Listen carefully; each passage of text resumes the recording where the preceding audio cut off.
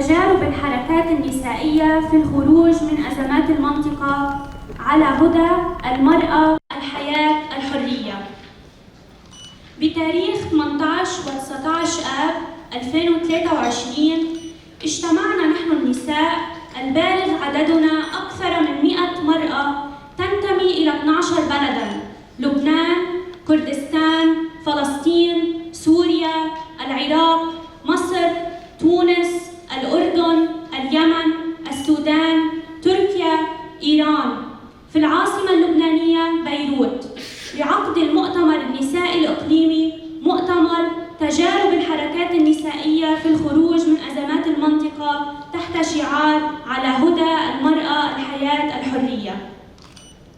ليس غريباً ولا صدفة أن نجتمع ونعقد مؤتمرنا في شهر آب اللهاب تحديداً، بل تشبثاً منا بشعار وفلسفة المرأة الحياة الحرية، ودعماً لنساء شنغال الأيزيديات والنساء الأفغانيات في وجه الإبادة التي تعرضن لها، وإعلاناً لضرورة المشاركة الفعالة في إطار الحملة النسائية العالمية التي أطلقتها منظومة المرأة الكردستانية تحت شعار نحن مع نساء شنغال ومع نساء أفغانستان ضد هجمات البطريركية المهيمنة، وكذلك دعماً للانتفاضة الشعبية الإيرانية بريادة نسائية تحت شعار المرأة الحياة الحرية، والتي تقترب ذكراها السنوية بعد أيام قليلة.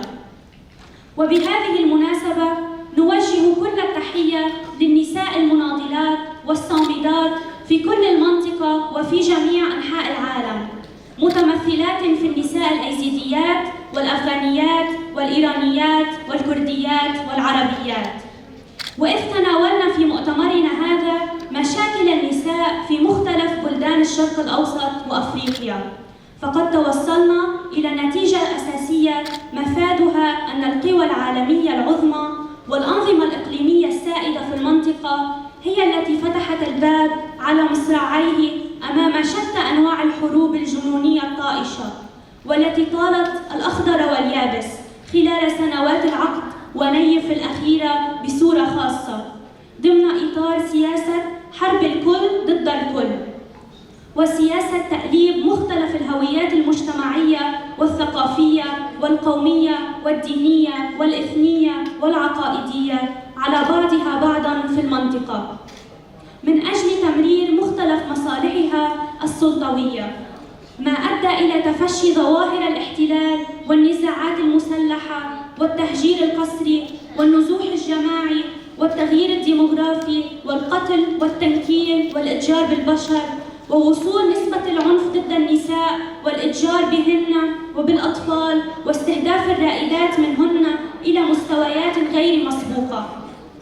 وإن كان لابد من إطلاق اصطلاح شامل على كل هذه الظواهر الكارثية، فيمكننا القول أننا نواجه سياسة وممارسات إبادة النساء بكل معنى الكلمة وفي كل مجالات الحياة وعلى جميع الأصعدة. كما تناولنا تجربة النساء الكرديات في أجزاء كردستان الأربعة، وكيفية الإفادة من هذه التجربة الفريدة النابعة من صميم منطقتنا ومن جذور إرثنا التاريخي العريق، سواء تجربة منظومة الرئاسة المشتركة في شمال كردستان تركيا، أو تجربة الدفاع الذاتي لدى المرأة الأيزيدية في شنغال، أو تجربة الثورة النسائية الرائدة في روجافا شمال شرق سوريا، أو تجربة الانتفاضة الإيرانية بريادة نسائية كردية تحت شعار المرأة الحياة الحرية في شرق كردستان.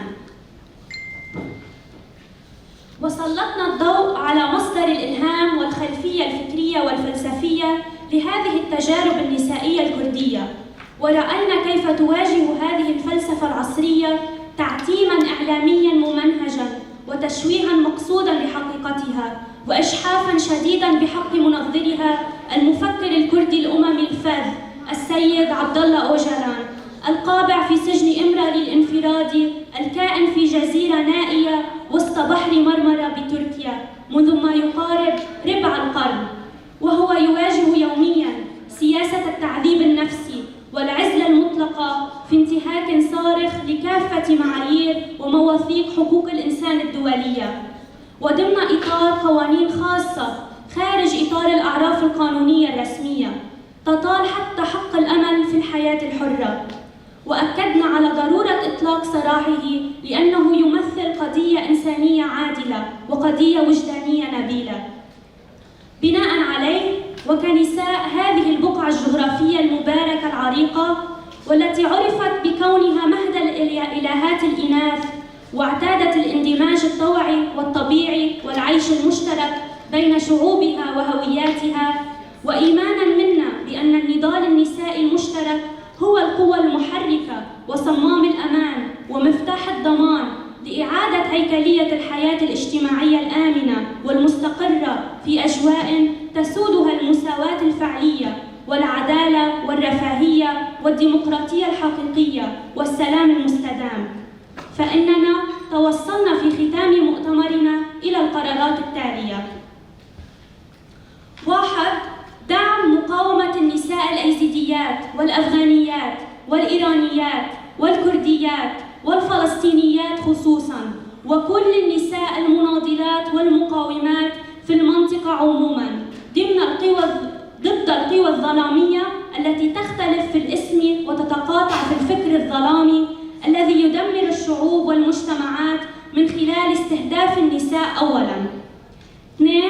الإفادة من التجارب المختلفة للنساء الكرديات كي تكون نموذجاً يقتدى به لنساء وشعوب المنطقة، والإفادة من تجربة منظومة الرئاسة المشتركة. 3.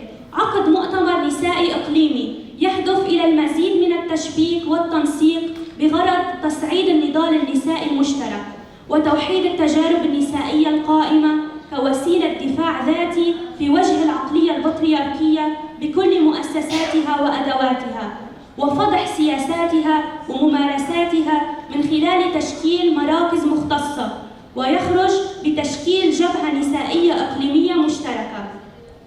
4.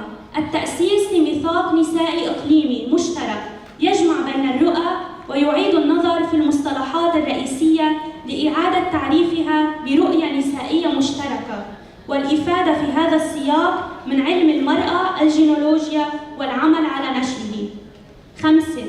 تشكيل لجان حقوقية وإطلاق حملات إقليمية استراتيجية تطالب بإطلاق سراح المفكر الكردي الأممي أسير الفكر الحر وصديق حرية المرأة السيد عبدالله أوجلان، الذي طالما آمن بأن النضال النسائي هو ضمان السلام المستدام والديمقراطية الحقيقية.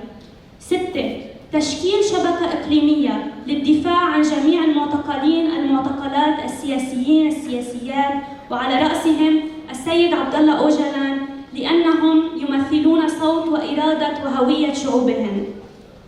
مناهضة الأصولية الدينية بكل أنواعها وتياراتها، ومناهضة سياسة إبادة النساء وكل السياسيات والممارسات الاستبدادية والسلطوية المعادية للمرأة. عاش النضال النسائي المشترك، عاشت الإرادة، إرادة المرأة الحرة، المرأة، الحياة، الحرية، جنجيان آزادي.